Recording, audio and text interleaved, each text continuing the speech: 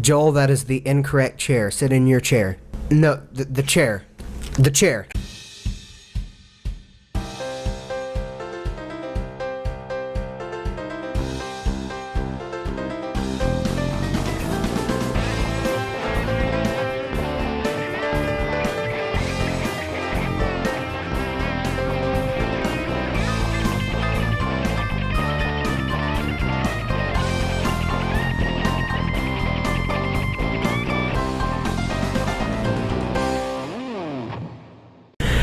Ladies and gentlemen, and welcome to episode 8 of the But Seriously podcast. My name is Casey Johnson, and sitting beside me, as always, the love of my life, Raven Stadmiller. Hey, guys. And our third wheel for today, Mr. Joel Harvey. Hello. What's up, Joel? You guys may know Joel from such things as our Indie PopCon vlog. Yeah. And our Indie PopCon vlog. So how have we been doing, gentlemen? Oh, I've been wonderful. Yeah, me too. I just got Overwatch, which I don't know how much you guys know about it. I've been wanting this game forever. I had a friend say, I need to play it, so he bought it for me. I had a friend buy it for me to play with him. That's always good. Yeah. That's always good. Obviously, I'm going to pay him back, because I just told him I'm bitched out for cash. But he's like, I want to play this with you so badly, I will buy you it now. Yeah, you're an honorable person. Yeah. You pay people back. Yeah, for sure.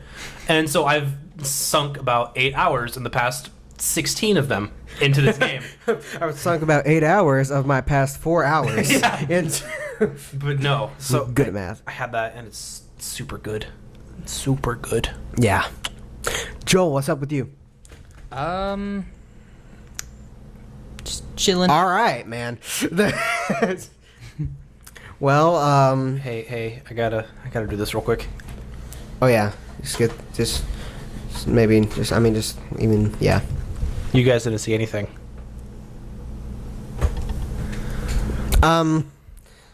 Okay, so and now our new audio listeners are going to be like, "What didn't I see?" It was a magic trick. Yeah. Developing the Aegis. As of yesterday, as of the time of recording, I have all the footage that I need for We Will Emerge, and I have approximately 25 days to edit the whole thing together. You got this. Yeah, one might say that. Are you one of those people? What? That would say you got this? I got this? No. Mm-hmm. Is this something that is within my ability? No. Am I completely confident that it is going to happen and that I'll be fine? Yes. Okay. How's that going to happen? I don't know. Luck of the draw. Yeah, exactly. I'm just going to have to know life my entire life. Just past that, just, working at Cracker Barrel. Any fun stories from Cracker Barrel? Yes. My favorite part of these podcasts. Today will actually feature 2 work stories, one of which will come later as part of my topic. Okay. But one of my favorite people to work with is one of our cashiers. Her name is Dakota. And she, the other day, we had this mother and father and their 7-year-old daughter come in, and this daughter wanted toxic waste. She has apparently been looking everywhere for toxic waste and couldn't find it. We have toxic waste. Yeah. And so she walks up to me on a whim and says, "Do you guys have toxic waste?" And I'm like, "Yeah." And I showed her where it was at and gave her some, and she's like, "Oh," and she's so happy, right?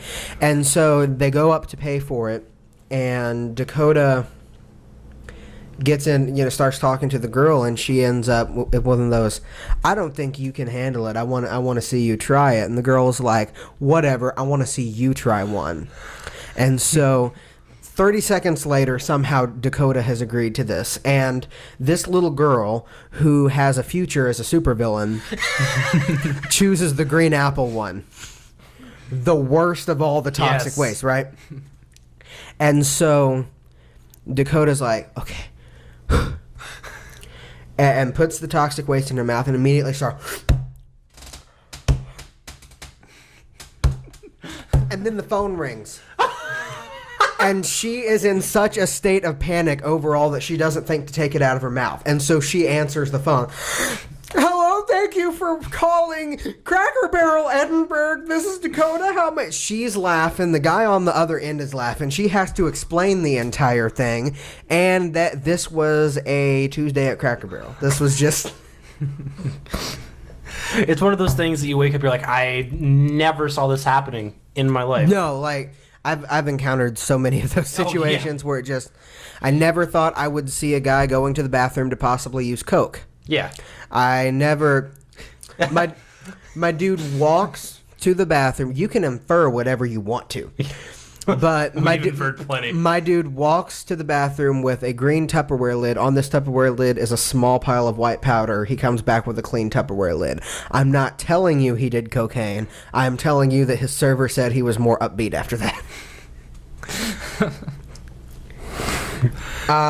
So nah, just restaurants are the best place to like get comedy at, because like I work at a restaurant now. I've worked at a restaurant forever, and it's just there are so many funny stories that just come from it, just from people. Just people are weird, man. Yeah, I mean, yeah, totally. So the way that I start off every time that we have a guest is I want to ask you about you.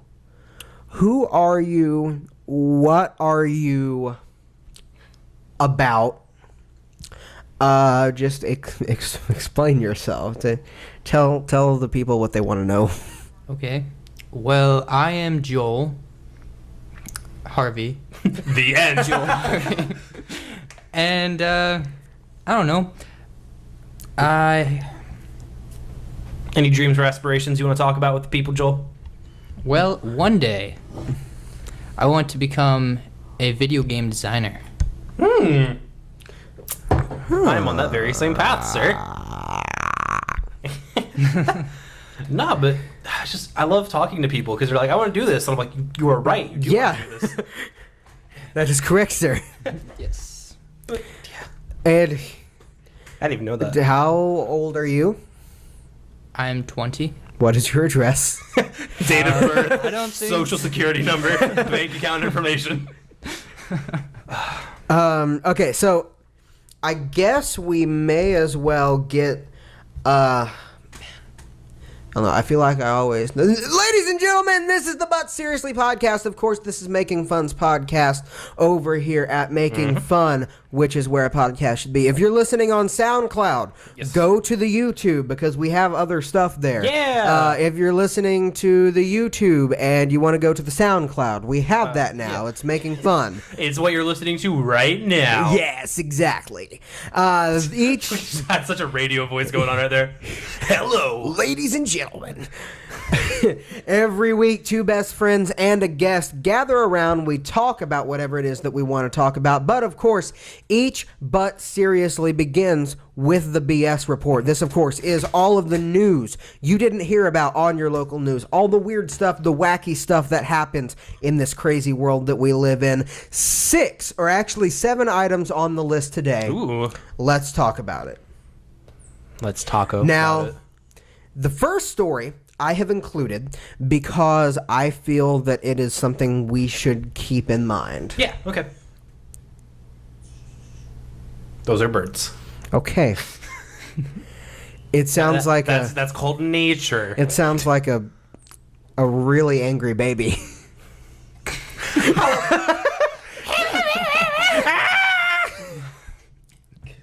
My dude, that is YouTube's biggest star wrongly evicted for having loud gay sex. What? Now, I told you the other day about this, and we have learned more information. Oh, boy.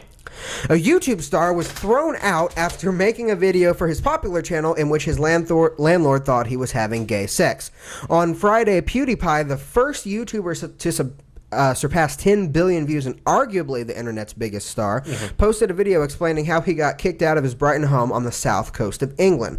Although Brighton is considered the gay capital of the UK, PewDiePie received an eviction notice from an apparently homophobic landlord. PewDiePie, who is straight, was actually filming a video for his channel when his landlord knocked on his door called him the worst of the F words, and accused him of having loud gay sex. In his video, he explains he didn't even know it was his landlord at first and didn't get a formal noise complaint until after being evicted. With over 45 million subscribers, this landlord's prejudice wasn't going unnoticed. Along with a 7-minute video, which includes a clip of the exchange with the landlord, he sent out a series of tweets explaining his feelings on the situations. He says, to be clear, I made a video. Landlord thought I was having gay sex. Comes down to call us this mean F word. Next day, evicted without previous notice. I was planning to fight against the situation, but honestly happy just to move far away from that guy. Got more important crap to deal with. The good news is in all this is that I'm clearly qualified to be casted for sound bites in gay porn. This is why there's more.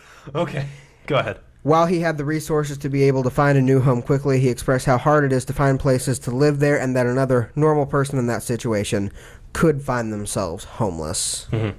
So yeah, in an update, and I don't know if we were talking about this on the... I think we were talking about it individually after the podcast was over. But yeah, he gets evicted, and it was the first ever noise complaint. There was nothing previous to that, and he thinks they're having loud gay sex. That's what he thought, apparently. How stupid are people in the world?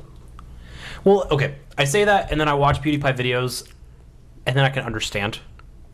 Right, but this guy obviously did not know PewDiePie. Yeah, for sure.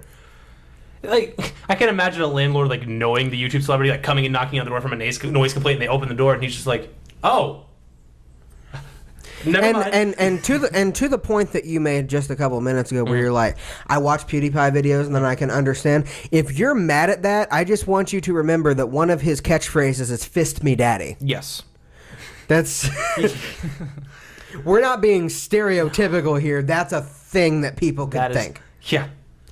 Although, have you ever gone on the internet and seen Mark and Jacksepticeye and all of the Septiplier, the good old Septiplier. Everybody wants this shit. Oh my lord, it's like everywhere. Yeah, people draw it in exquisite detail. It is scary, man. It's beautiful. Stop it. Although I will say about PewDiePie, for a guy who was supposedly having gay sex, his girlfriend is gorgeous. Yes. Oh yeah. She is also, the pretty. His beard, A+. Correct. Great beard. So, Joel, what are your experiences with gay sex? And do you... We're just going for it today, folks. Do you ever plan on going back? No. That's what this entire thing's going to be. We're just going to discuss it, and then we're just going to get a yes or no from him at the end. That's like all conversations with Joel. That's usually. How I'm so glad we brought him on this podcast. Yes or no answers. He just gives a small summation at the end of every conversation.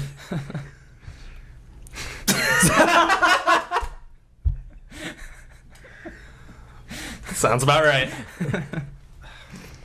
See, here's the thing. I know enough about Joel to know there's some really twisted stuff going on in his head right now, and he just doesn't want to say it. We've all had good experiences up until 4 a.m.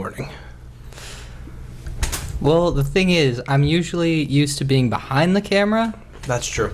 That is true. Whenever he was in theater with me, he was behind the scenes and I was on stage. It was great. Yeah.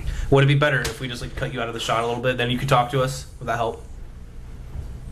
I don't know. We're not going to try that. We'll see. Or we will. But no, like how... Because you got to think that this... Homophobia is the only true explanation.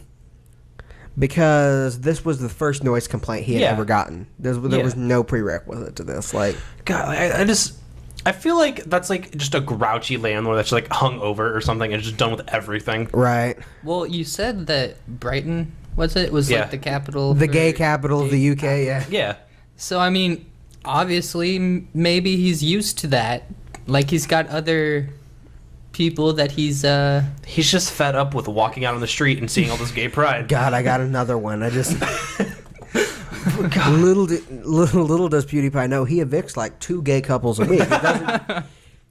He thinks they're just friends whenever he brings them in, and the next thing you know, you just hear it, and he's like, "Oh God, not again!" You have to imagine how broke this guy is. I'm Jonathan, and this is my roommate Brian. Roommate. You guys are renting a studio together. Yeah. Okay, sounds good to me. Going up.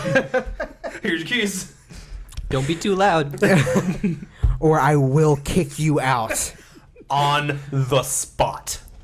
It goes back to that whole saying of the keep it in the bedroom crap. Yeah. Like Studio apartment is the bedroom. if I can hear it from my bedroom though. Excuse me, sir. Stop being gay. I am trying to watch lesbian porn. And I had to know that's happened. yeah. You just. Well, see, If you're doing it loud enough to where you can't hear the knocking from your neighbors yeah, I mean, on and the you other you got to know that some homophobe watching lesbian porn has like been about to yell at somebody and then been like, and they just look down and they're just okay. churning butter, shaking their soda, pranking people. On the topic of eviction, second story.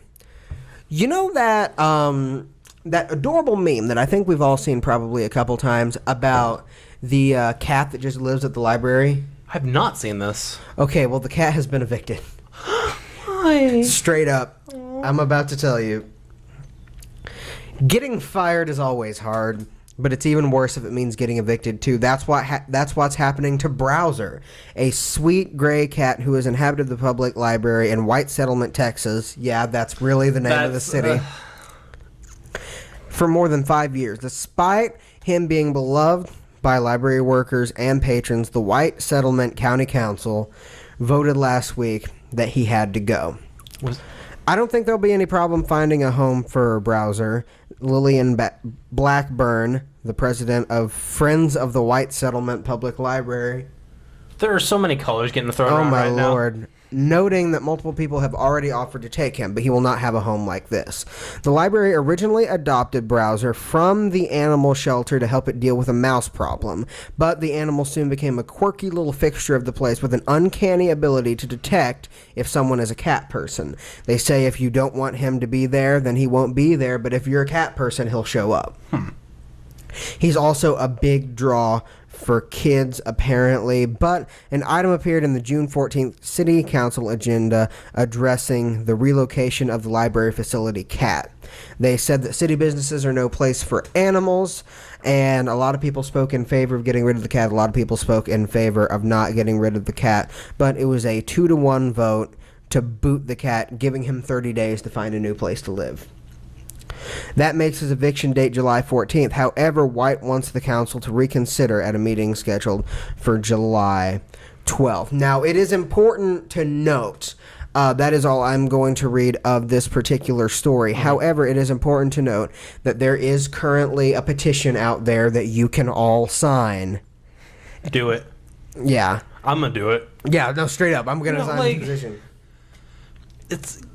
It must be really hard to find a new place to live if you can't speak English. Or speak. Meow! No, you can't pay your rent in mice this week.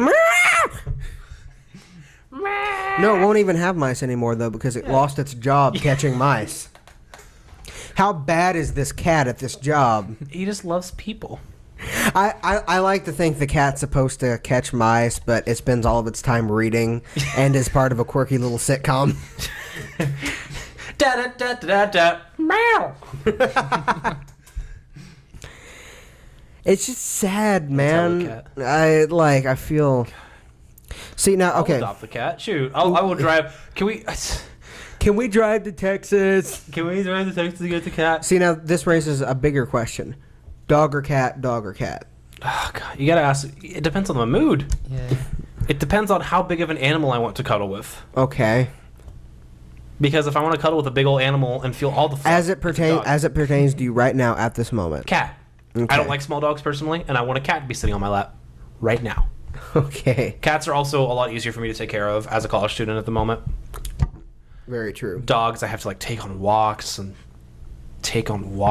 Cats, I just look at them and they're like, "Sup," and they just go do their thing until they want to be loved, and then they just come up to me. It's great. Yeah, I have a cat right now. It's very annoying. Straight up. You see, I have a cat right now, but I'm a dog person. Right. I'm a dog person for now until I get a dog and it starts crapping everywhere, and then I'm gonna be a cat person again. Okay, so Like, cats don't throw up everywhere. Let's be honest. yeah, here. it's like you show a cat its litter box, and you're like, poop here, and it's like poop here, and you're like, yes, and it's like, okay, I can manage that. Thank you for the food It's and water. pretty simple, actually. It's dogs are like poop here, and you're like, no, outside. Also, can we just talk about how we have to make dogs use the bathroom outside instead of giving them like a litter box of their own? That's Well, I know my dogs have always used pads in the house personally. interesting.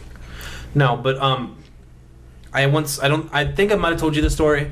I've never said it on the show. Please. I once had a German Shepherd. Okay. It was a little baby German Shepherd. We had just gotten it. She was the last of the litter. We got her for like $100. Very malnourished, very not taken care of. Like we got her, we took her to like take care of her. We leave for a night, and we take the dog outside. She doesn't use the bathroom. She like never uses the bathroom, ever. So we put her in her cage because we've had her for like a week and a half. She's not housebroken. We come back that night, maybe like 5 hours. There are 21 piles of poop in perfect rows in the living room. Perfect rows. I want to say the pun I thought of at the time, but I don't know. Can I say the S word on the show? If it is a pun, you have permission. So like I saw it and it was the poop rag. So like Hail Shitler, and like it was so weird because it was like 3 perfect rows of 7.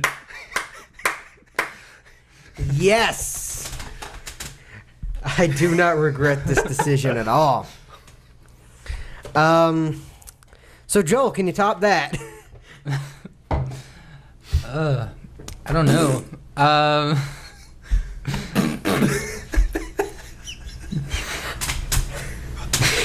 What did I do? Something wrong? Or did I do something right? Joel, what's up? They kicked off the show. Joel is my new guy in plaid. Aw. Magic, it's cute. I don't know. I mean, I hate my cat sometimes, but Let's get that out of the way now. sometimes they do something super cute and adorable where you're just like, that's why I got you. They just look up at you and they're like on their backs. They're like, and you're like, yeah. Yeah. Speaking of which, I was looking up like cat gifts last night. Oh yes. Because I needed something more than just naughty stuff on my Tumblr.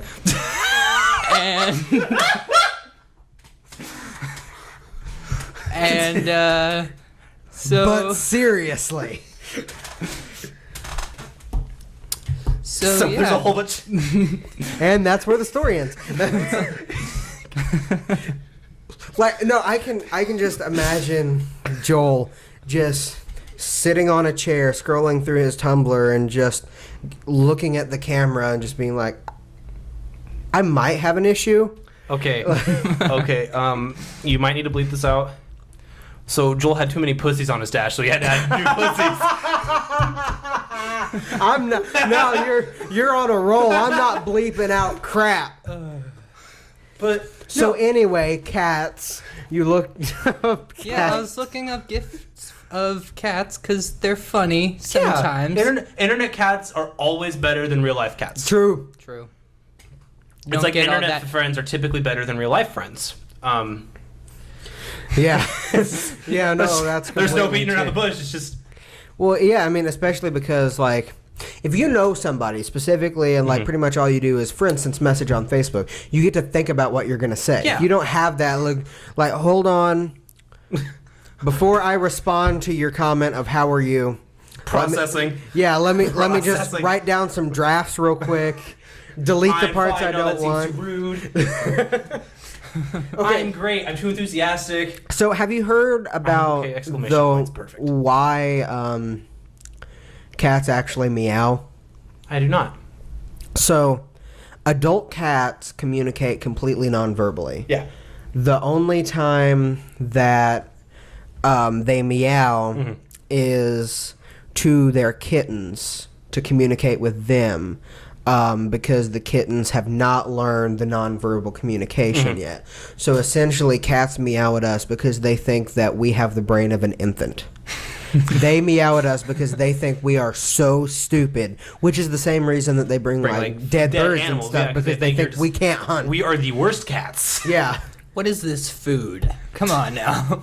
This does not suffice to my stamp. No, I'll tell you my whole why I'm a dog guy instead of a cat guy. Well, I mean, because I connect more with dogs on a personal level. Mm-hmm. But the example I always come back to is like, if you bark at a dog, it will bark back at you. And if you meow at a cat, you're gonna get the crappiest look from them. See, and it's because of the mental difference between these two, because you're meowing at this cat and you're like, camera, refrigerator, like you're just saying weird words in cat language and they're like, you're so stupid. But the dog is like, yes, you said some words in dog, you're learning, I'm proud of you. And that's bark, bark, bark. Yeah, and that's, and you're like, bark? Yeah, and that's the kind of attitude that I need in a pet. No, actually, my dad has a cat that I'll look at it and go, meow, and it'll just look at me and go, meow. Like it's really upset with what I just said. And I'm like, I'm sorry, what did I say? Yeah. But no, it's just, I like cats because they're low maintenance, and I just like a low maintenance life. I love to be able to come home and just like collapse on the floor and not have to worry about anything.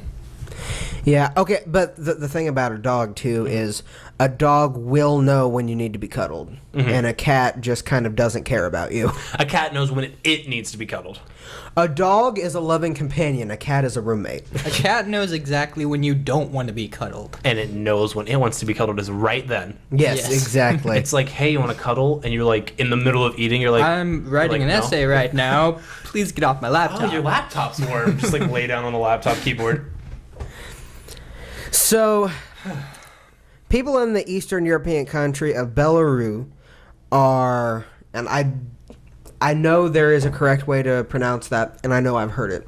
Either way, Belarus, I don't know, are mocking their leader's authoritarian ways and apparent verbal flub by stripping naked at work. Now, awesome. Their president, often referred to as Europe's last dictator, delivered a speech last week. Dictator. Dictator is a funny word. Let's just say that now. No. Dictator is a funny word also in regards to a nudist article. Yeah, no, exactly. He delivered a speech last week urging the country to innovate its way out of an economic crisis. He says, "We must get undressed and work."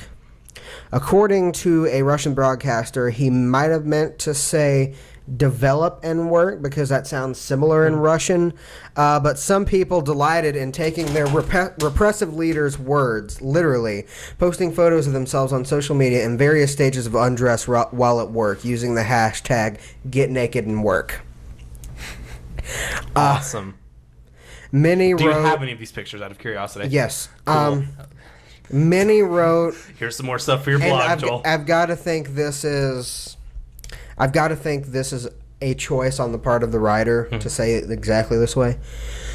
Many wrote tongue-in-cheek comments alongside their posts, along the lines of "the leader says we should." So, if y'all want to lean over, here are a couple. And I will say, people are being very creative. Yeah, I like that one there that you guys won't see. Okay, that's an interesting one. What is her job? Farming, I guess. I like that one. All right. Oh, yeah, that's the best one. That's the best of all the ones. Those are like college students, too. Oh, yeah, because you know college students are the ones doing this crap. Yeah. And then there's just that old Russian janitor that's just fully clothed like...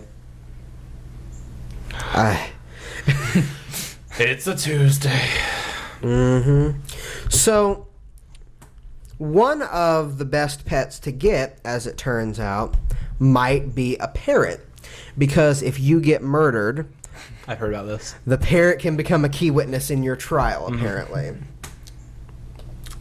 So, a Michigan woman is accused of killing her husband, and the prosecutor is turning to the dead man's parrot to help put her behind bars. She was charged last Thursday in connection with the May 2015 murder of her husband Martin at their township home. Authorities said that he was shot 5 times, including once in the head. She also sustained a shotgun wound to her head. At first, they believed an intruder was to blame, but Glenda became a suspect after they found a handgun. And so she, this ex-wife is convinced that the African gray parrot named Bud saw the whole thing, and said about 2 weeks after the incident, he started going into rants that she couldn't explain, screaming and yelling, and then always ending with, "Don't effing shoot." And they're pretty sure those were his last words, so they're looking into whether or not they can use it as evidence. But, like, so this is evidence against the wife for murdering him? Correct. But, like, what does that prove? They already know he got shot. But they already know he got shot in his home. Right. But, like, I guess it's just, to me, like, I don't know how it shows it's, like, the wife particularly, because we already know the cause of death. There was a lot of bullet holes in him. One would think if it was an intruder, they wouldn't waste much time arguing, though.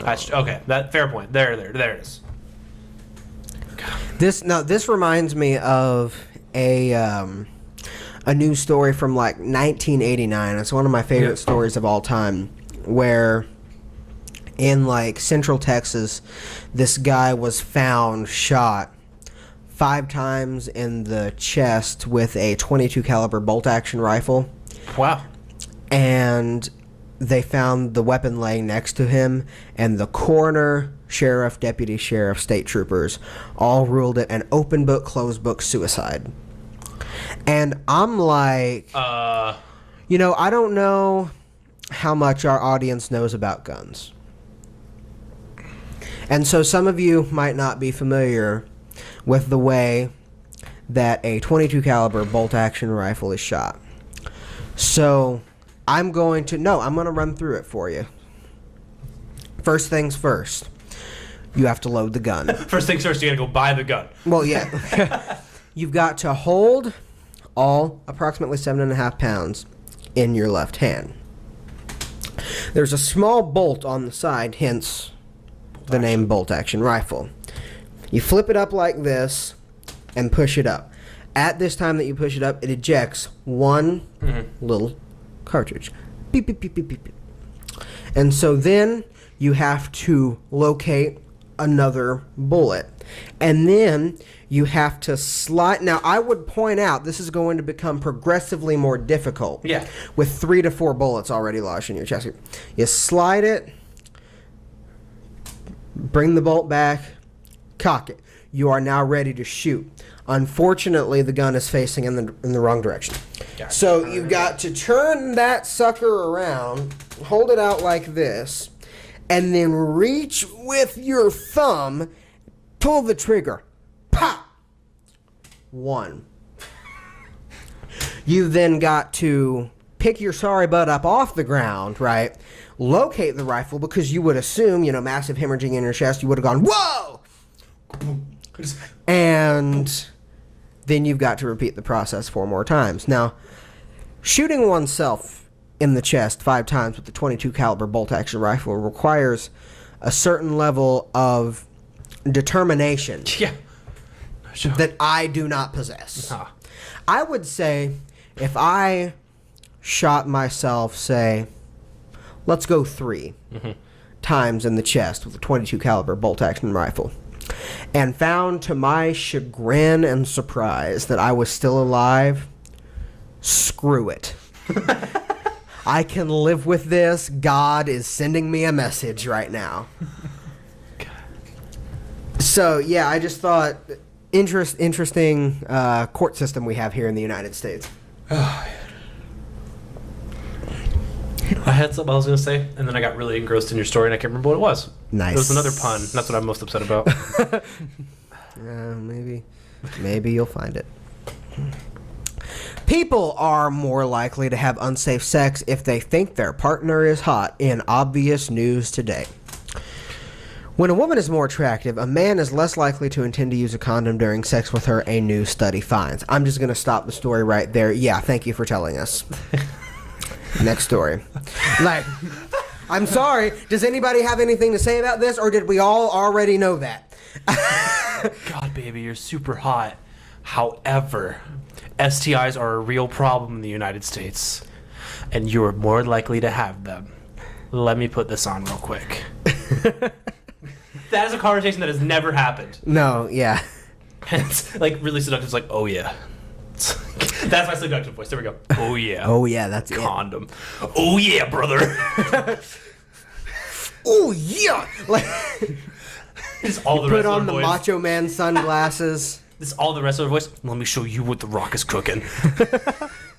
Snap into a Slim Jim. I'm about to snap into that. I probably shouldn't say that. I already said it once. Oh, you're the girl.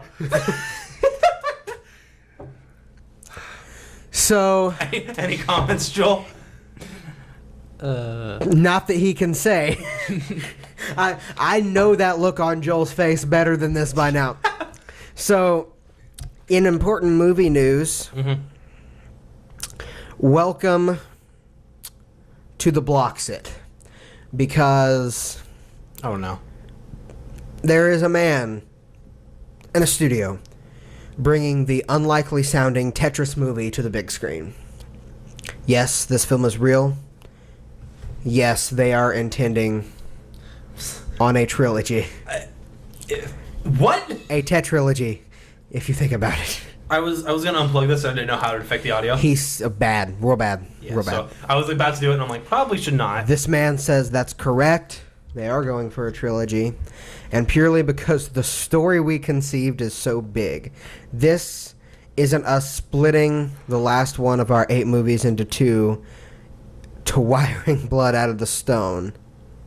This is just a big story. I really like your subtle dig at one of the most popular franchises of all time there. 2 of the most popular franchises. True, but I don't count the one as a franchise because it's an only 3. abomination. Really? Yeah. Which one is it? Hunger Games? Twilight. Oh, that's what I was talking about. Hunger Games and Harry Potter. Well, I mean, I'm specifically going to the... Yeah, we're not talking about that one. Yeah. That I forgot that existed. You forgot. Yeah, exactly. But So, he says, and the filmmaker, whose list includes Mortal Kombat he worked on, oh no.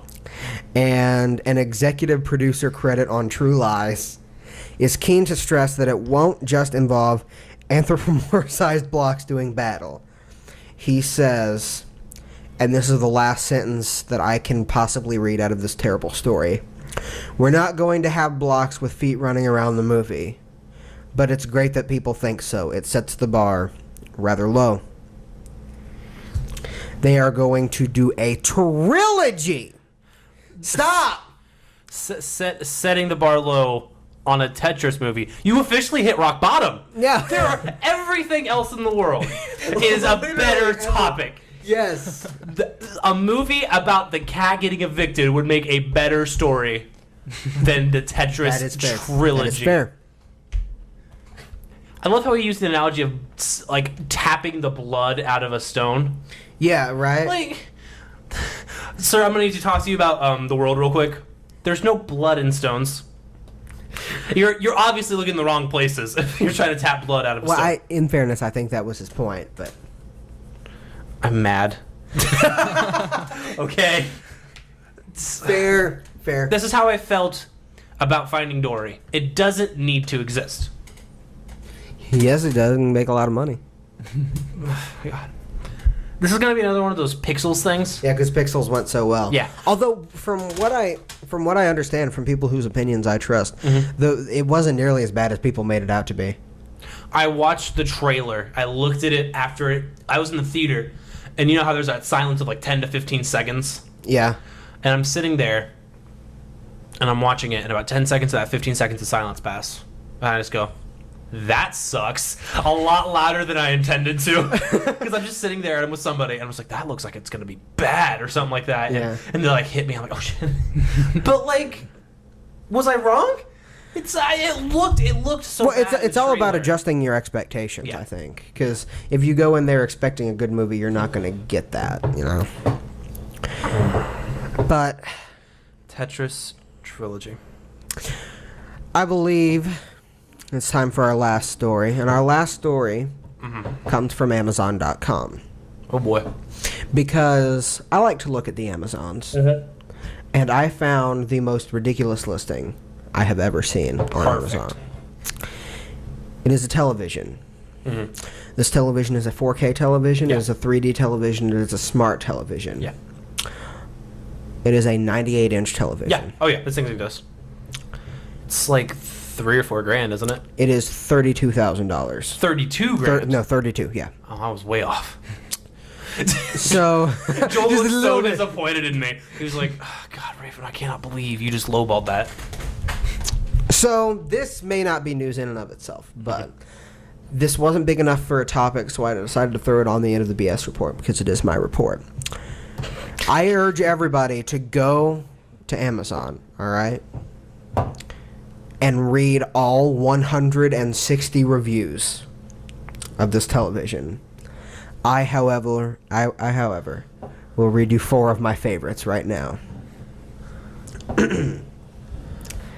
I sold my liver and refinanced my house to buy this television. When it arrived by Amazon drone, all 643 drones crashed into my living room with a 2.6-ton TV, causing massive damage and killing my cat in the process. After the funeral, I unpacked the TV and set it up on my roof since that's the only place it fit. The TV broke within 4 minutes due to the massive global storm and hurricane caused by the power consumption needed to power the TV. Power grids went down, mass hysteria, chaos erupted, murder, anarchy, and disease spread like wildfire. I was attacked by a herd of mountain goats and lost my left arm due to frostbite. I now live in an abandoned Starbucks off of I-5 near what used to be San Jose. Oh, and I have chlamydia. That's the first review.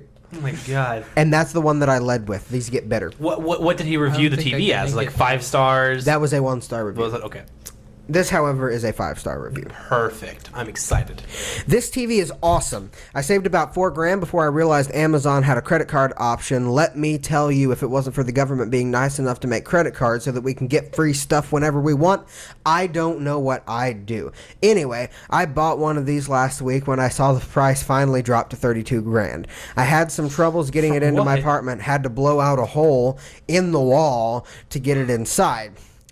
I also had 3 of my friends help carry it in. It looks so great. It takes up an entire wall in my living room. One downside I've noticed is that I'm almost completely blind. It's just the regular size of my living room. It was great before that, though. Like, for instance, did you know that Scarlett Johansson has an ingrown face at the base of her neck? I found that out watching the Avengers on this bad boy. It finally broke the other day after much binge watching. Somehow the TV tipped over and killed my assisted living person, you know, because I'm blind. How is he typing this message if he's blind? I'm going to take these all realistically. How is he typing the message if he's blind? Voice to text. So now his family is suing me. Good thing I have a bunch of credit cards, though. I'm getting my second TV in a few days. Totally worth the wait and purchase. How's he supposed to watch the TV if he's blind? He listens to it. This review was entitled "Old Lady on 700 Club in Full HD." Oh yeah. Do go on. I am so enthralled in this story right about now. Hawkman here, coming to you live from my 1-bedroom apartment above an abandoned Ben Franklin store, spinning hot tracks from Warrant and Skid Row on the 1s and 2s because certain radio station manager won't let me in anymore due to HR concerns. Anyway, when I'm not cutting the sleeves of my sweet jean jacket, I indulge myself in the finer things in life, like Bartles and James and obnoxiously big TVs. Sure, I could use this $39,000 on a car, bills, or to have this rash looked at, but no. Some fans will come up to me and say, but Hawkman, how can you justify spending that much on a TV? Or why did you spend that $20 I borrowed you at the casino? Because that's what you do when you live a wild life. Check out Mr. Businessman. Oh, ho, ho. He lives a wild, wild life. Oh, yeah. Throwing some talking heads in there, still coming to you live from my apartment due to that restraining order at the radio station. I know there was no dress code policy specifically stating you had to wear pants and shirts, but I digress.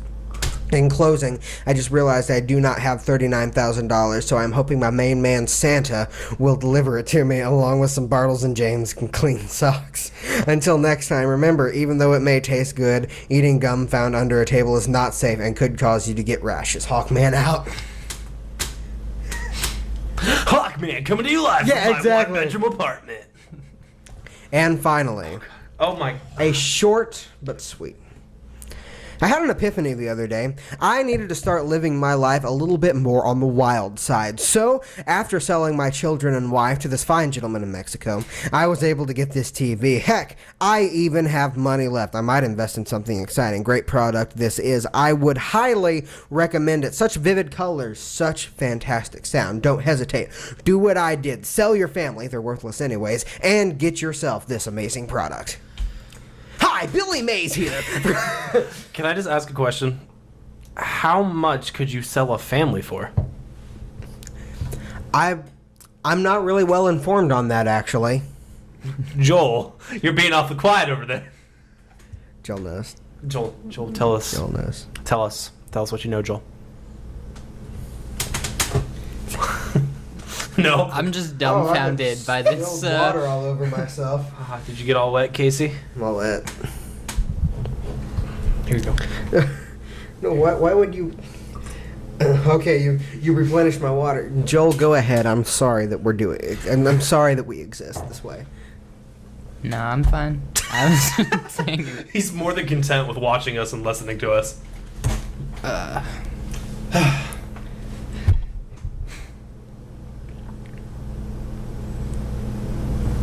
I'm not saying another word until you give your thoughts on something.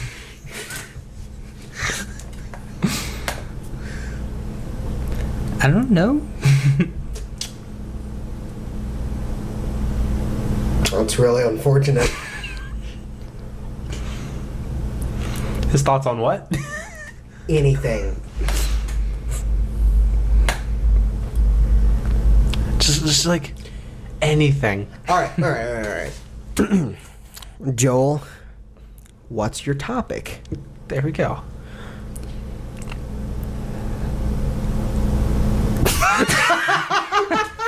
Please don't tell me you forgot. So, what's up with the 4th of July? What's the deal? Why would you phrase it like that?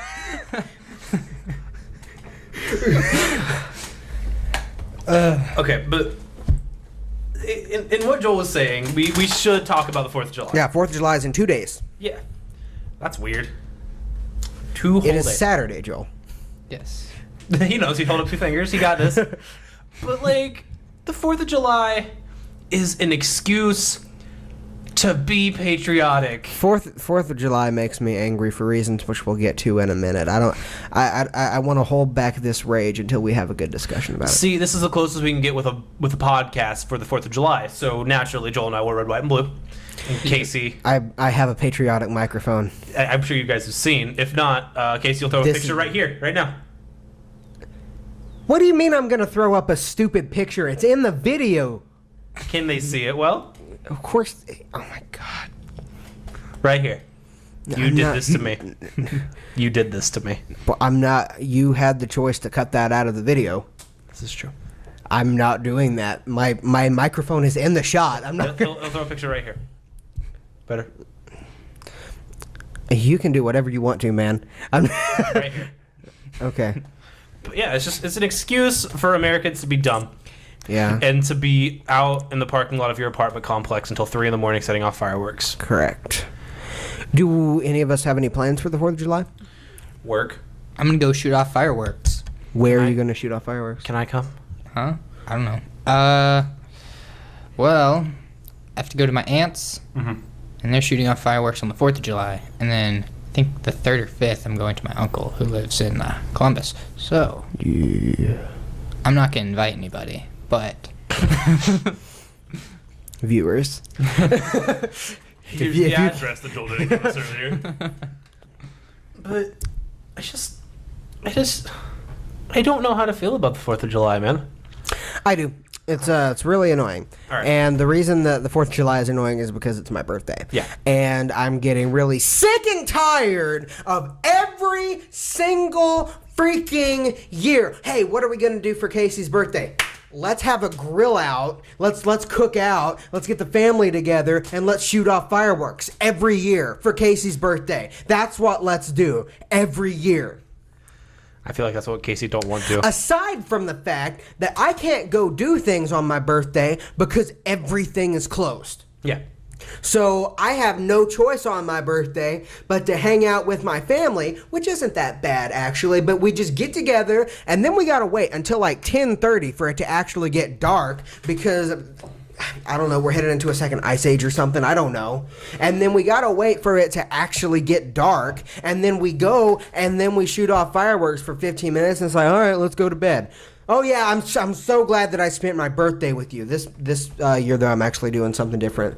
I'm actually not doing that. It's actually really exciting. I want you guys to be happy for me. A concert on that day. No, I wouldn't categorize that as exciting. Yeah. I play for a gospel group. I do concerts sometimes. Like, Yeah.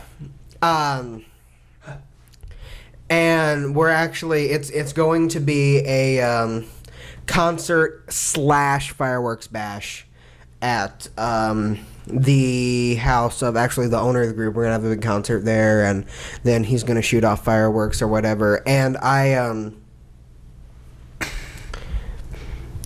went crazy a few days ago, as I was telling you guys before we started recording. And I know you did. I'm not gonna list the same amount that I told you guys. I'm just going to tell our viewers, and I'm going to tell our listeners, that I bought an obscene amount of drums. This is what happens when a percussionist starts making money. I bought all of the drums. All of them. Except the Jingle Bell. Because it ain't Christmas yet. Jangle Bell. Might be. Jingle Bell is the joke. Jangle Bell is the thing. But no, my plan is, and I know he won't be watching this, because if he is watching this, he has not made it to this point in this particular podcast. Right. But I can tell you that I'm going to have my drum set up as always, but it's going to be a big outdoor thing, and I'm going to have plenty of room. So not only am I going to have my my drum set up, but I am going to set up an entire other percussion area. And I'm just going to invade other bands. That's perfect. Because it's my birthday. They're like, oh, you can't be up here. And you're like, birthday boy. You have a little hat, like a little sash. Yeah, wear one of those pointy. And I'm telling this. I find out my schedule tomorrow. Cracker Barrel had better not work me on my birthday. And if they do, I'm wearing a birthday hat the entire day. Do it. But if they do, I'm also likely not showing up. I'm going to be very open and honest with them. That is my birthday. That is not happening. Yeah, for sure. Did you request off? Well, I most certainly did. Okay. No, that means nothing at Cracker Barrel. Oh, does it not? That means absolutely nothing at Cracker Barrel. That's exciting, though. Get to invade other people. Just like wear like a little birthday hat. Yeah. Have like a balloon tied to your. Have a balloon tied to the drums that you're carrying around. That's not a bad idea, actually. It's floating in front of you. You're just playing the bomb while floating. Yes. But yeah, the 4th of July overall just kind of seems unnecessary to me. Because like we're portraying what it's like to be an American, but we're doing it by being belligerently drunk and being super loud. Which, while I think about it, no, actually, American. Now that you say that, this is perfect for a representation of our country. America plus excuse to drink equals a holiday. Yeah, it's not like we want to celebrate the fact that we just killed millions of people to get this country. Nah. Get drunk. We hadn't killed them yet. We were getting there. We were getting there. We have been in the process of trying to kill them, but... Our smallpox blankets just didn't work very well. So... Does anybody have any particularly interesting July 4th memories? I have a cousin in the military who can't go to 4th of July events.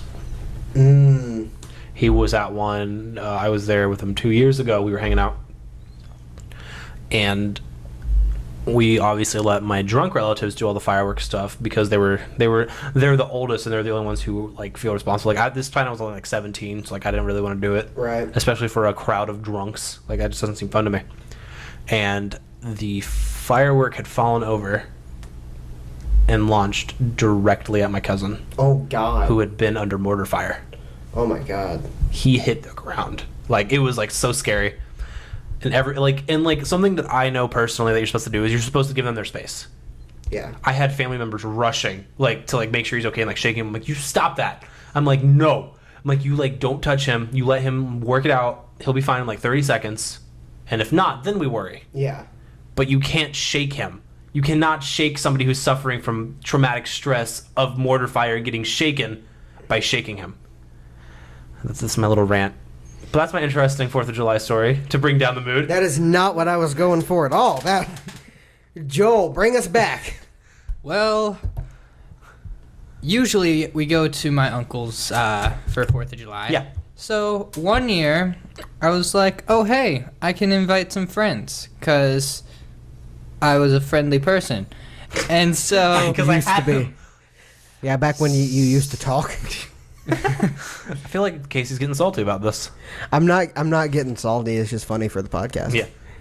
Anywho, so some of my friends came over and we were lighting off fireworks, and someone's bright idea was to have a Roman candle in their hand and turn around at all the people looking at the fireworks and almost set the house on fire. So, yeah.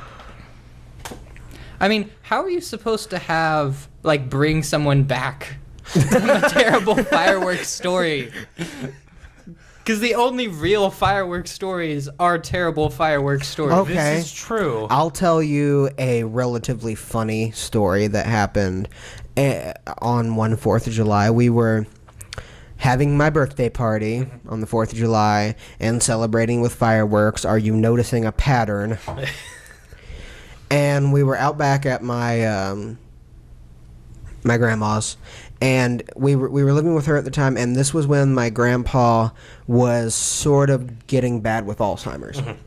And he did not understand the fireworks, and it was the cutest thing because he hated them, and it was hilarious. Every time we would shoot one off, we would just hear from behind us, they need to turn them off. So sweet. I have to ask. You've been around for 20 years. You've had 20. It'll be 20 birthdays. Correct. It'll be 20 birthdays on Monday. Yeah, including my actual birthday. Yeah. Well, 21, counting my actual birthday. True. The day of my birth. But my question here. Please ask it. Do you ever put fireworks on your cake and light the fireworks as candles? No, we've never even done the sparkler thing. Casey, what is because I hate associating my birthday with the day that my birthday is. Not even. I see. I'm asking more when you were younger if you did something like that, because that'd be cool. Like whenever you first associate, like before you hated 4th of July, before you hated America. No, generally my cakes have always been themed to what my birthday party's themed. So usually that's what it is mostly. My earliest birthday cake that I can actually remember is because I'm a huge Pacers fan. Oh God, I want cake so bad. Well, how about this? We'll go buy one after we're done. I have a car. Okay. As long as we all chip in together, I can either make it or we can just buy one. Oh, that's not making it's no fun. Making it is all the fun. Yeah, we could. No, I'm full transparency. You gotta understand. I want the cake. Yeah. I don't want a cake. I want the cake. You know what I mean? Yeah, I get you. You don't want to wait. You just want it now. It's not even that I want to wait. It's just I want one of those good cakes. Okay. How about this?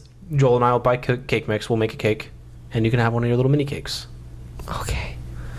And we'll do an episode of us making the cake. Yes, we will. Look forward to this. There we go. But no, Pastries cake. Yeah, I had it had a big picture of Reggie Miller on it, and then it also had a smaller picture of my aunt on the phone. And I'm like, why is there a picture of Leanne on the phone? I'm like 4, but I know this is not normal. And they're like, she was on the phone with you. It's cute because she was on the phone with you, and that's a picture of her talking to you. And I'm like, that is the dumbest thing I've ever heard in my life. And that's when I started my comedy career. That's dumb. Casey Johnson, Comedy Star Board. Yeah. Comedy Star. You're welcome. Drop the mic. Drop those little plastic mics the kids have that just rattle. Yeah. Are those maracas? My favorite cake of all time, though. No, it'd only be maracas if I was doing this. You're right. No, because you got to have a maraca on both sides. Yeah. Yeah, you gotta have a maraca on both sides. I don't know what you're thinking. But we...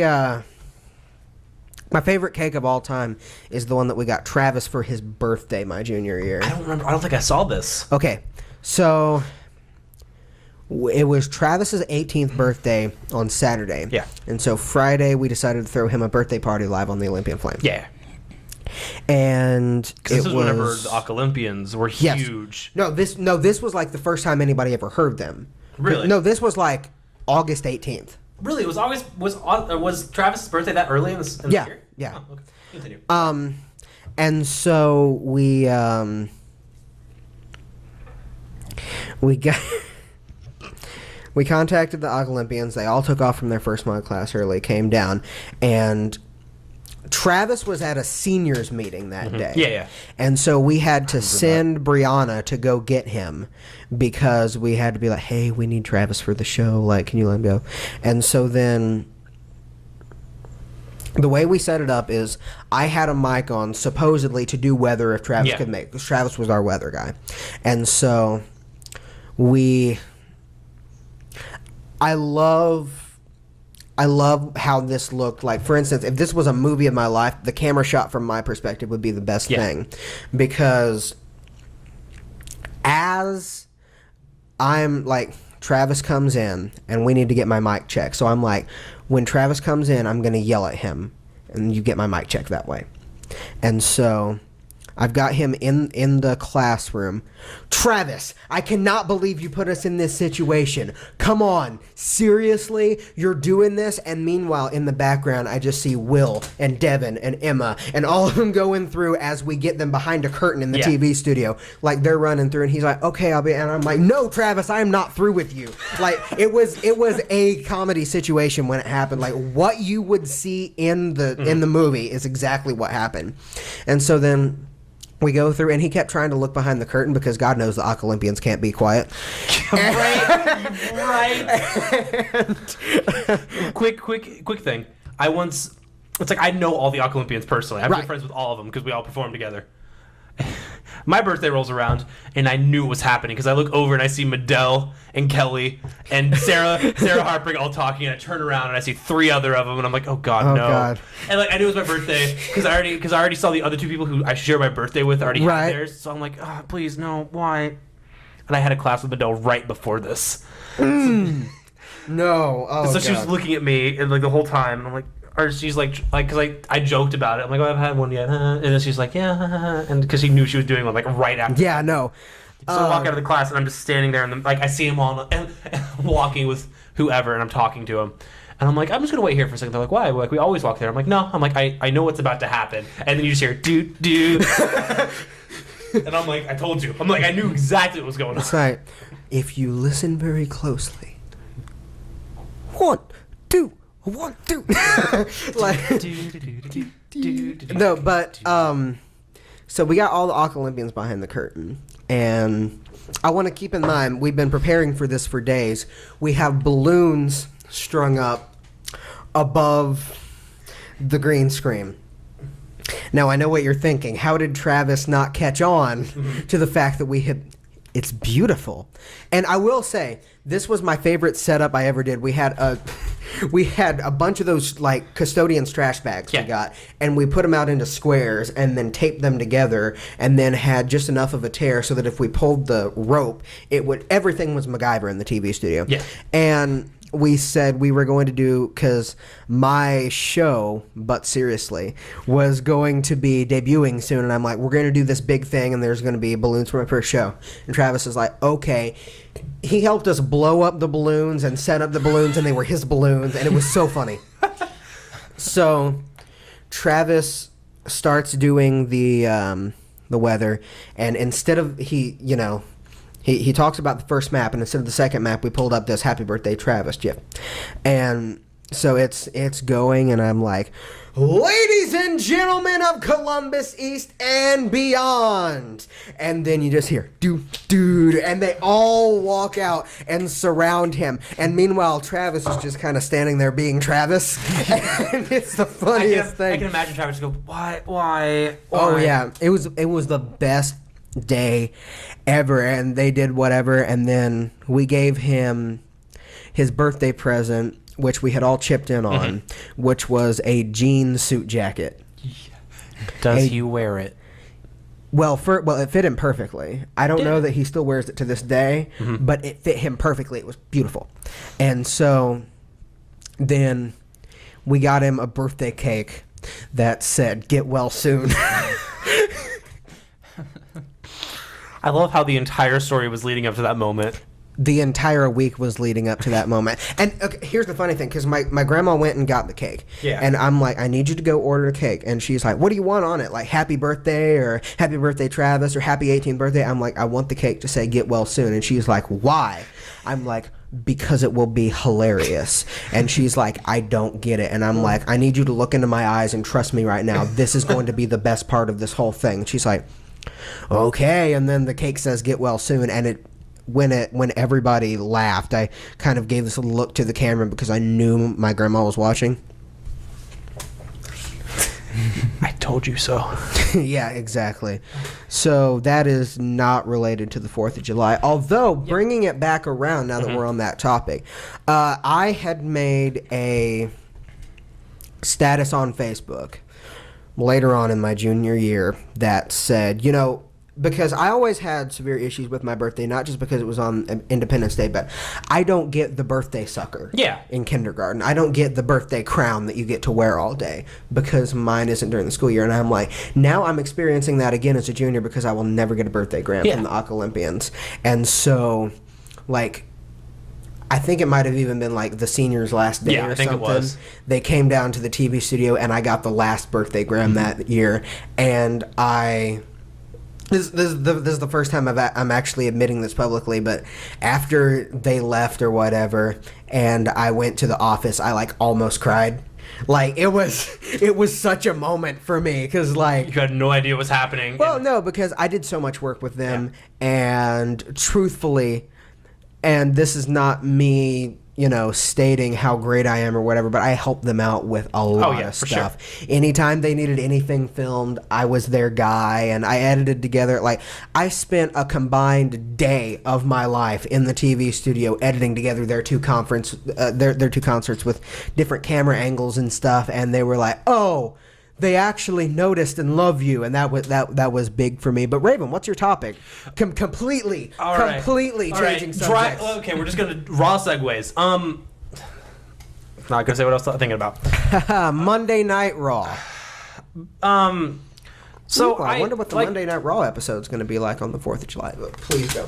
I'm sorry. That's sir. You asked me that topic. Yeah, no, it's like because when Joel was talking earlier, I started laughing hysterically, and it was because I came to the realization that we finally got him to talk, and we interrupted him twice. We love you. Thanks for being on the show. Oh.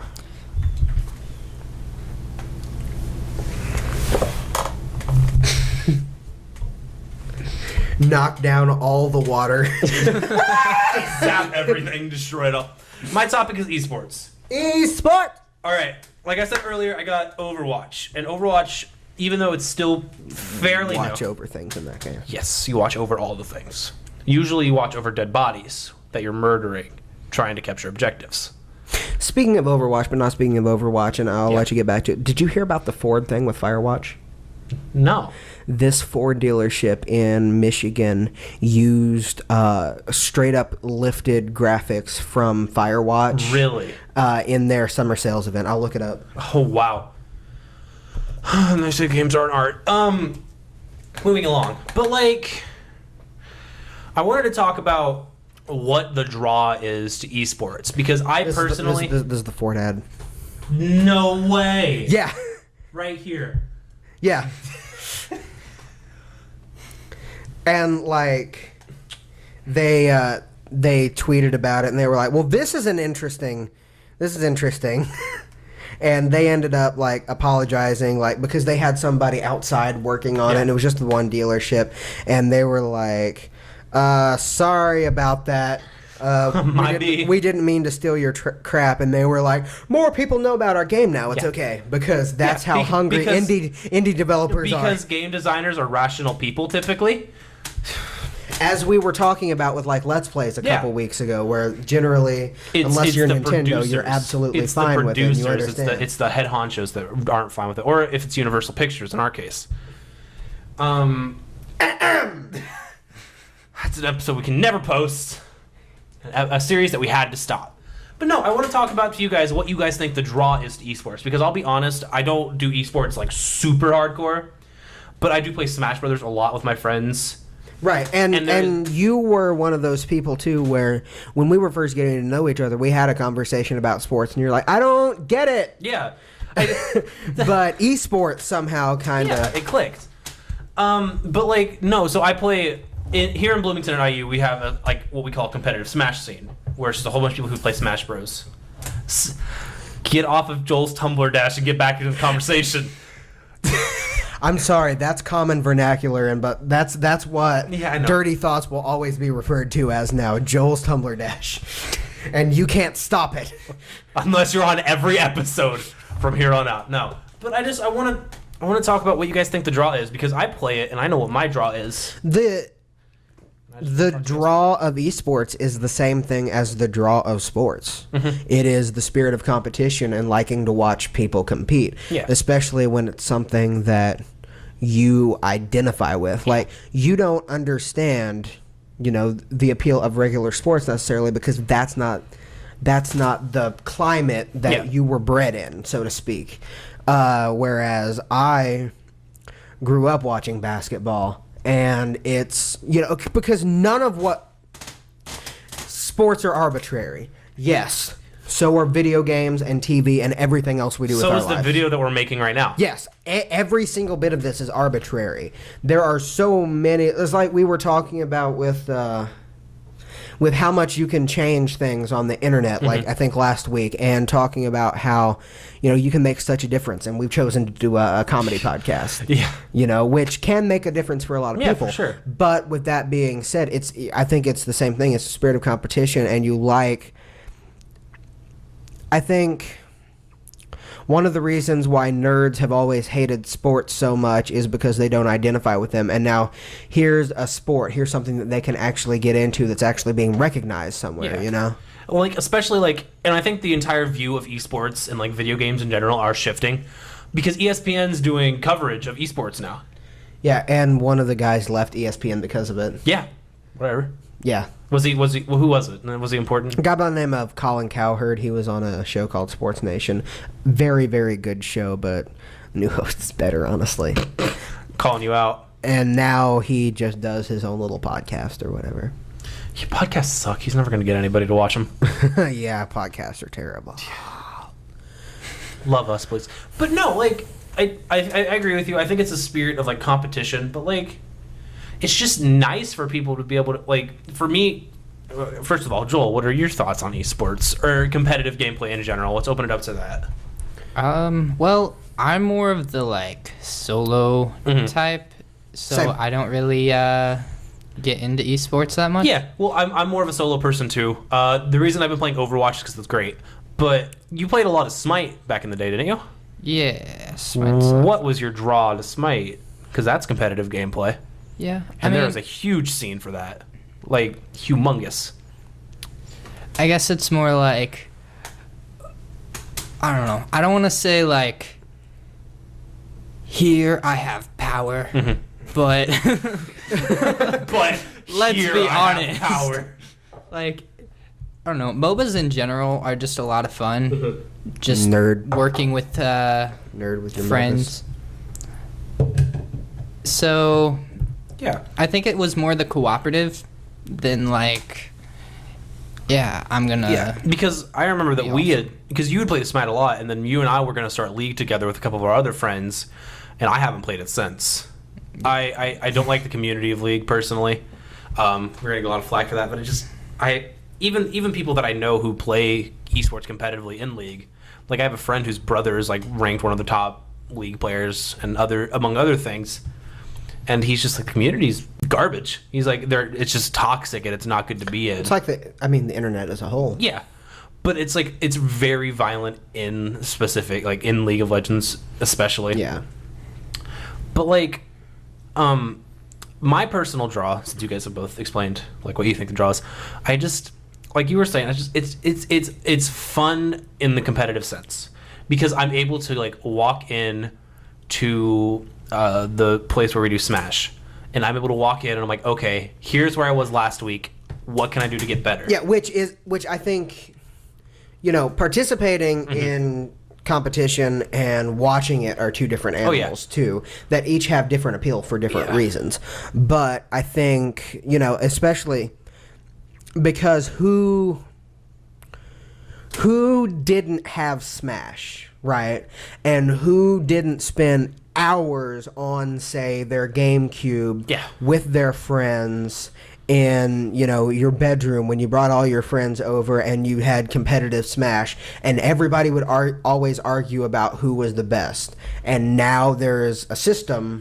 Now we know who, in fact, is the best. If we're talking about Melee, it's Fox. Yeah, and like, if I can go all day about this, man. If you have, like, it's a much, it's a there's a smell in my apartment that I think it's cigarette smoke. Something. It's a much, that's cigarette smoke. Yeah, it's a much bigger ladder, because when you have friends, all that you strive to be is the best among your friends. But now you're like, okay, well this is intense. And so now there is a much bigger area in which, because there's so much to learn in these games. Well, and so like it's about getting better, but like, so we're gonna go with the views real quick. Watching people. I'm hurt. I was gonna drink out of that more. Now I gotta wash it. On the bright side, look at the way it landed.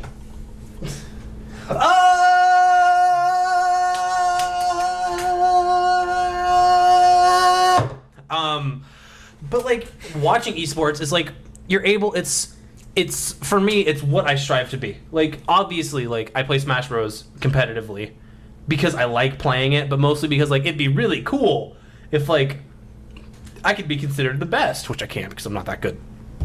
But it's like, I'm watching them and I watch what they do because I want to like mimic what they do. Like, I want to learn their gameplay, like all of that. And it's just, I don't know, man. Esports are fun. I'm getting into Overwatch, and I have like groups of people that I play with now, and like I'm hoping to get a group of 6 people together and just destroy people. It'd be great.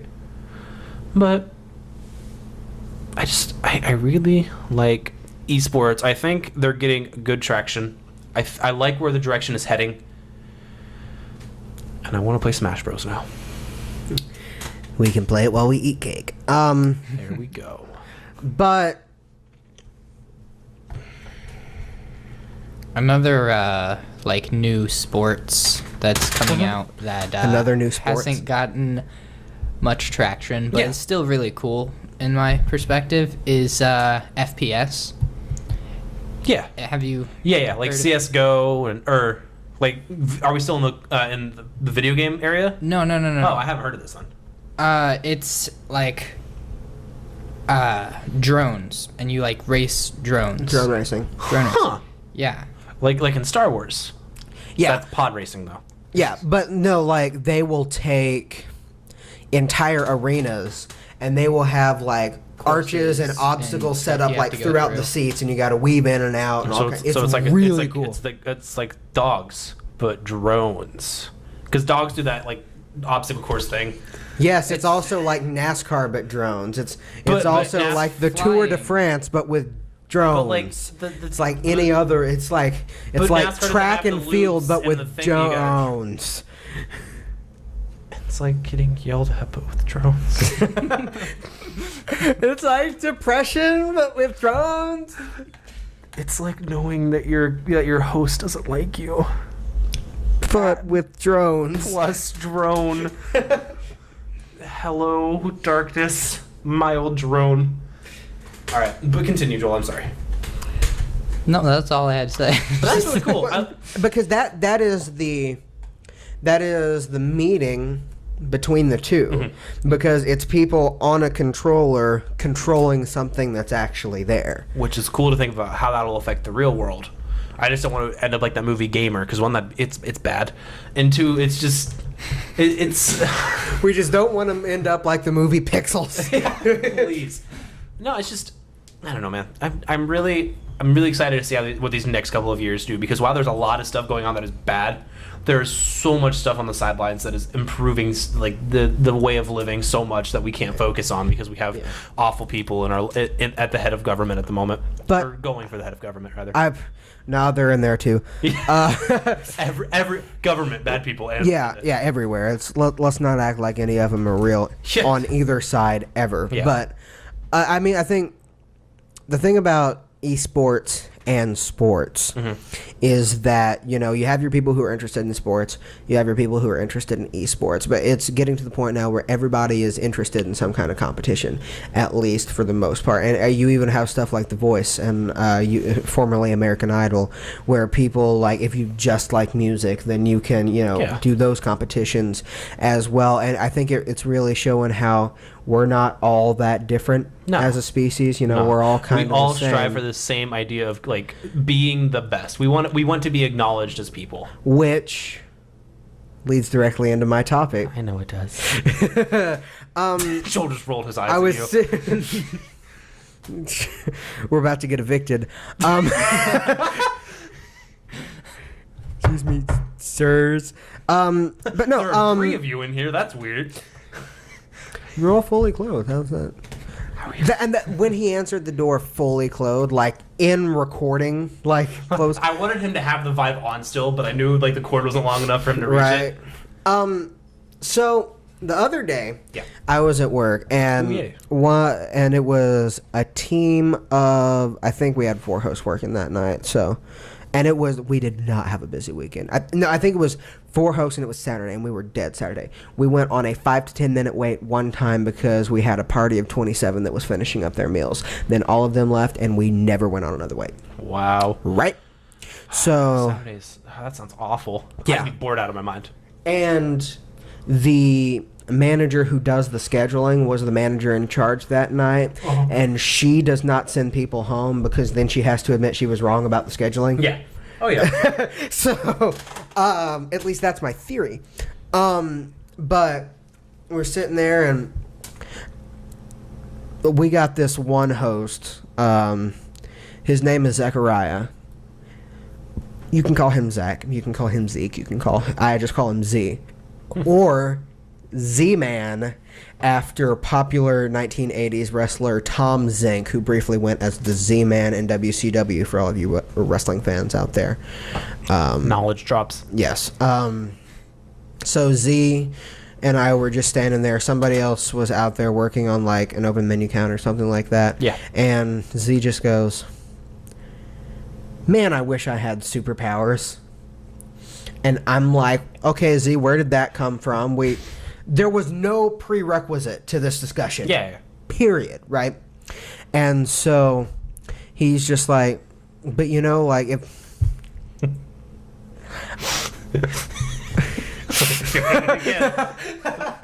No, I was holding it together while it was just you two, but then you just slowly take my hand. Took your hand from your leg. But no, he was like, I mean, like, what if Cracker Barrel got robbed, but I had superpowers and I was able to stop it? And I was like, I have thought about that at length as well. And I'm like, You know, I've thought about that too. Like, Yeah. you know, the guy walks in and he's holding the gun, and I just walk up and go, "Sir, I would suggest that you not take another step." Yeah. And he's like, "Exactly." And I came to this realization all at once that nobody is that different as people. And it's always been, and it's hard to put into words, but I've always been aware my entire life of how the same things are probably going on in all of our heads, especially the things that we would never verbalize and we think we're so weird for. Probably everybody else does. And it reminded me of this meme I saw a few years ago. And so I looked it up, and it was how to shower like a woman and how to shower like a man. So we are all men here, I think. And we... That's Last time questionable. All right, okay. Lucky me. But I'm going to read How to Shower Like a Man, and we're all going to be probably very ashamed. Yeah. Take off clothes while sitting on the edge of the bed and leave them in a pile. Walk naked to the bathroom. If you see your wife along the way, shake wiener at her, making the woo-woo sound. Look at your manly physique in the mirror, admire the size of your wiener, and scratch your butt. Get in the shower, wash your face, wash your armpits, blow your nose in your hands, and let the water rinse them off. Fart and laugh at how loud it sounds in the shower. Spend majority of time washing privates and surrounding area. Wash your butt, leaving those coarse butt hairs stuck on the soap. Wash your hair, make a shampoo mohawk, pee.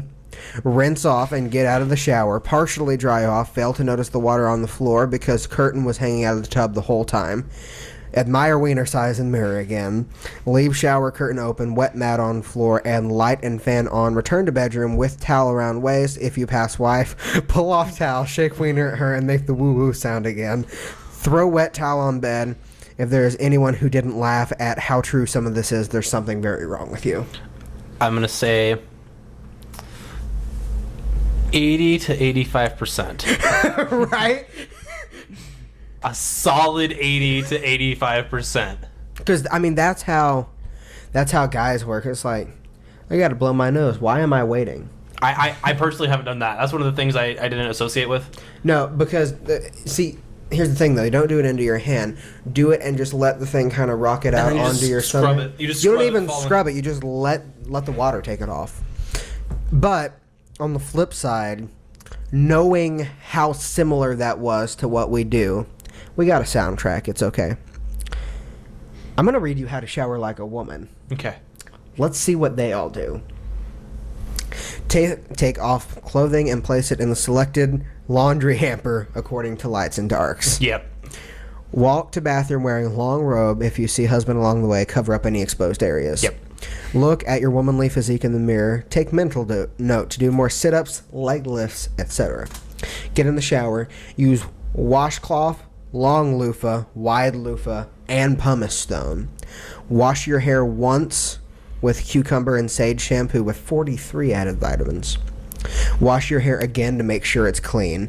Condition your hair with grapefruit mint conditioner. Wash your face with crushed apricot facial scrub for 10 minutes until red. Wash entire rest of body with ginger nut and Jaffa Cake body wash. Rinse conditioner off hair. Shave armpits and legs. Rinse off. Turn off the shower. Squeegee off all wet surfaces in the shower. Spray mold spots with Tilex. Get out of shower. Dry the towel the size of a small country. Wrap hair in super absorbent towel. Return to bedroom with long robe and towel on head. If you see husband on the way, cover up any exposed areas. So that's a glimpse into how that works. Mm-hmm. Which we can't speak to that, but I mean, I live with a woman who showers regularly, thankfully. And like, I guess I'm lucky enough that she isn't like extremely like that. But yeah, there she's are a definitely bro. some She's a bro. She is a bro. But there are definitely some similarities. Shout outs to you who's probably watching this. She hasn't watched an episode in like 4 episodes. She's been too busy. But she's been too busy dating the star. Yeah. No, because she like hears about it regardless. I've been I've been rewatching all of Markiplier's Drunk Minecraft episodes. Oh god. And I was watching where Wade and Molly met because they met on an episode of Drunk Did they Minecraft. really? No, because it was like episode 6 or something, and Mark married Bob on their server because they had it on their server where you could marry people and then you couldn't PvP each other because Yeah. you couldn't hurt each other, and like you got notifications about them and stuff. And so Wade put in the chat, who wants to marry me, since Bob and Mark are married, and Molly commented, who wouldn't want to marry you? Aww. And then they like started talking, and he was like, man, this Foxtrot 44 is coming on to me. She just asked how, and then like 2 episodes later or something, they were talking about how Bob was taken, and Mark, because Mark is so drunk at this point, he's like, what's up with you, Wade? What? And Wade's like, I don't know. Like, the next time I see her, I'll have... Molly, do you want to be my girlfriend? Just asked her on the episode. And so I've been watching that develop, and I don't remember what my point was at the beginning of this, but... Girls are different. Bros. Bros. Girl bros. Oh, no, I thought of it when I was talking about her dating the star of this show.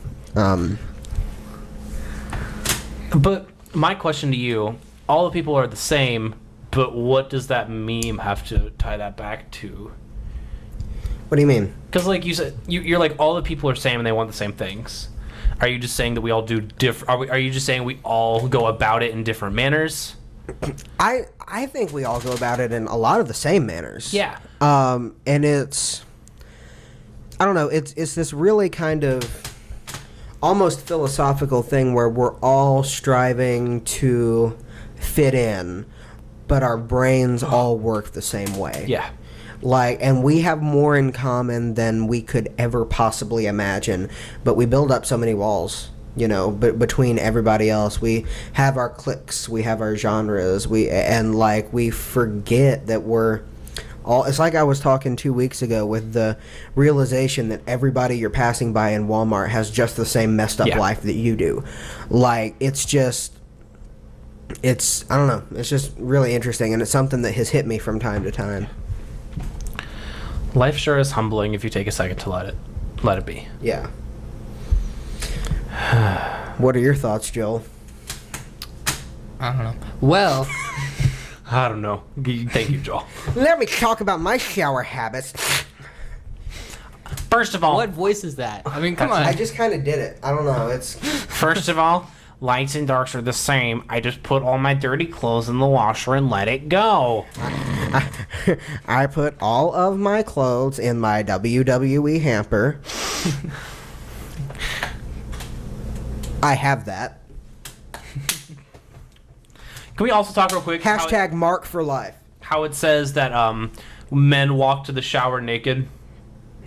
I just want to make a point. At least in my apartment, we always have this blind open. You guys can see the screen door that's always open. The blinds are always open. And if I was to walk from that room where I have all my clothes to my bathroom over there to shower, I would flash every person that If it isn't night, though, they can't see in here. Yeah, that's true. Well, we have the lights on. But, and like, even when I lived at home, Emily, turn off the lights. I'm headed to the shower. And then in the darkness, you just hear...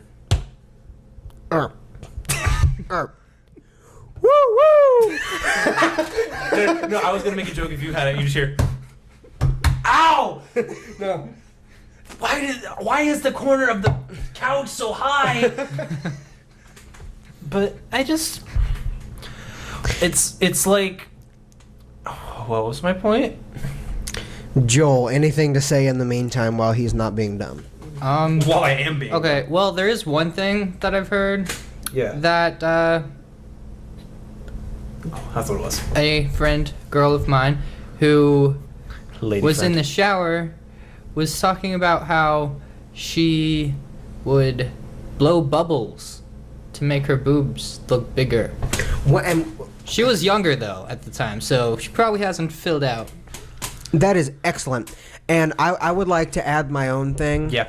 And this is specifically nerd-centric. Yep. But I do let the water run down my arm and fly off and pretend that I'm Iron Man. Yeah. I pretended like a waterbender. I was like, Pacha! Yeah, exactly. Now, Casey, I have to ask you a very serious question. Oh, God.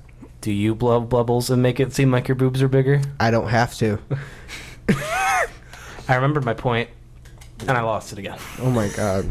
Well, no, it was right there. But like even when I lived at home, there was never a time I walked to the shower naked. Correct. I take off my clothes in the bathroom. I'm just like, I don't want my family to have to witness whatever's going on under my clothes. Walking through the house naked is a luxury for when you're alone. Oh first yeah, of all. it's amazing. That you should be saving that. I do. Oh man, there was a day I sat on the couch naked and it felt so great. Right? It is. You're sitting there and you're like, I don't have to care. Yeah. Nobody else around me cares. Emily's like, I do. Put on pants. You are sitting on me. This isn't sexy, Raven. It's gross. Okay, so do you guys have the same issue where, like, you run out of soap and then you're out of soap for a week because you realize that you're out of soap every time you take a shower, but then forget that you're out of soap by the time you leave the shower? Because that happens to me. I'll be honest with you. I need soap right now. Do you want to buy some while we're out and about and getting cake? No, I don't want anything to infringe on my cake experience. No, see, I always grew up. My dad's pretty OCD about some stuff, and he always made sure to have an extra thing of soap in the closet for situations like that. So he didn't buy soap when he needed it. He bought soap whenever his backup was gone. He needed a backup. And I've always thought it was a good idea, so I've adopted the same mentality. That is excellent. So like right now, it's like I have my soap in my bathroom, and I have that travel kit that I brought with me is my backup soap. And so basically, I have my travel kit as backup soap, so I can wash myself here, and then I buy new soap. I'd also like to say, I do not like men's soaps. There is no reason that a man should not be able to smell like berries. No.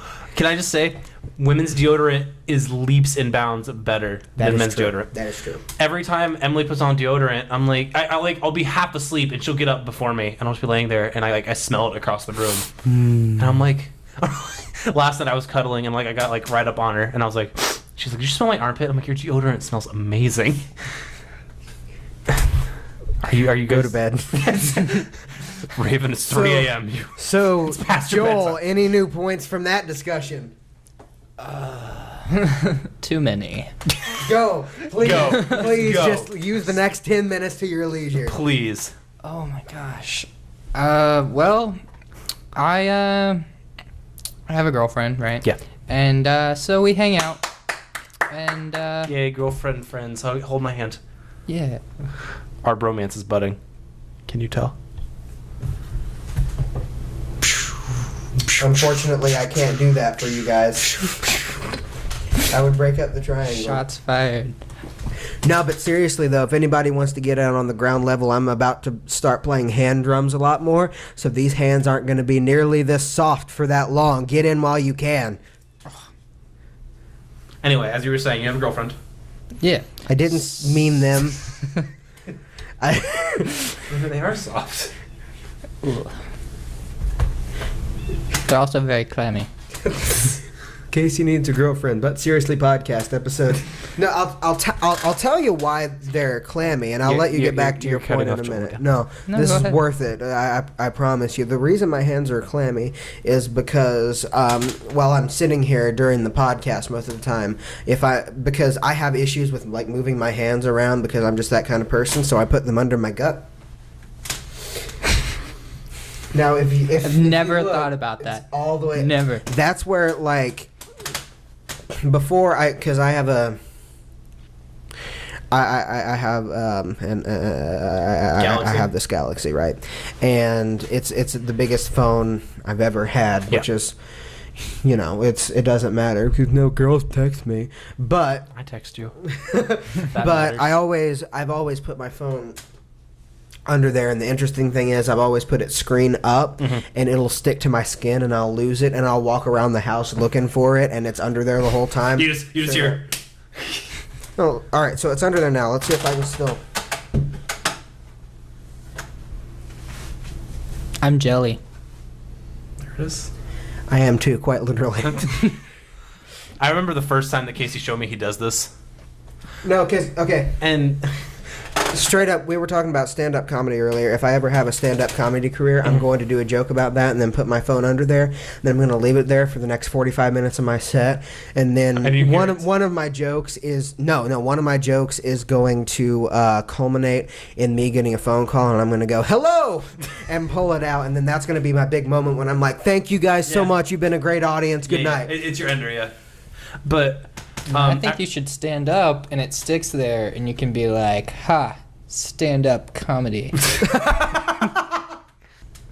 But yeah, no, women's shower habits, like I was saying earlier, 80 to 85% of what you said about guys it's true to me. Yeah. And like watching a girl get ready for a shower, it is accurate to that too. And it's just like, it's so much different because like as a kid, I always would like pose in the mirror and just talk to myself or whatever because I didn't want to take a shower because I was bored. And because I lived out in the middle of nowhere, I had no friends, so I just talked to myself in the mirror. It was a sad childhood. Truth. And so like I'll still do it occasionally as a joke. And Emily would just be already in the shower. She'd be like, "What are you doing?" I'm like, "I'm getting ready. I'm priming myself, good old showering." But like she's so much. I remember one time. Like she had to ask me a question and I was in the shower, so I popped my head out and all of my hair is all shampooed except for my sideburns because I always miss like my sideburns because like I'll get like right here and I'll get all forget this part right here, and she like looked at me, she's like, "You forgot your sideburns," and then closed the door and walked out, and I'm standing there and I'm like, I don't think my sideburns have been washed in years. It never occurred to me that they should be washed. Do bald people use shampoo or just soap? What? Sometimes I use shampoo for soap. But that's not the question here. No, because if you have no hair, yeah, there's no. Why would you use shampoo? So, like, if you're bald? Yeah. That's what if you're bald. Well, you got to get that shine right. So you they got probably have like that's wax polished though or something. Yeah. I think you just use soap. Yeah. All of our bald listeners, let us know, please. Send your shower stories about baldness to makingfunpodcast@gmail.com. Yep. What people do in the shower episode. Number 3, bald men. It's the same as regular men, except you have to clarify if you do the shampoo mohawk. What you do instead of the shampoo mohawk. Act like it's there and cry. No. You're just like... And that didn't work because I actually have hair, so you're just like... And then just like water's like falling on your face. It's like black and white scene in a movie. It's real sad. Ladies and gentlemen, this has been the But Seriously Podcast, Episode 8.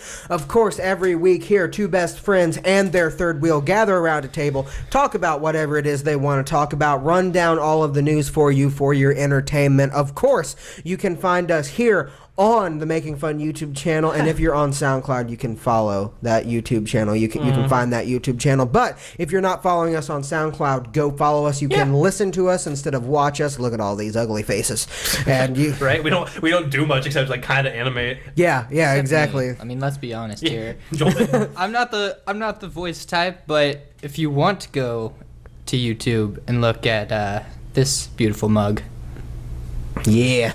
Why not watch the why not listen to the podcast and then watch it? Watch me, but hear his voice.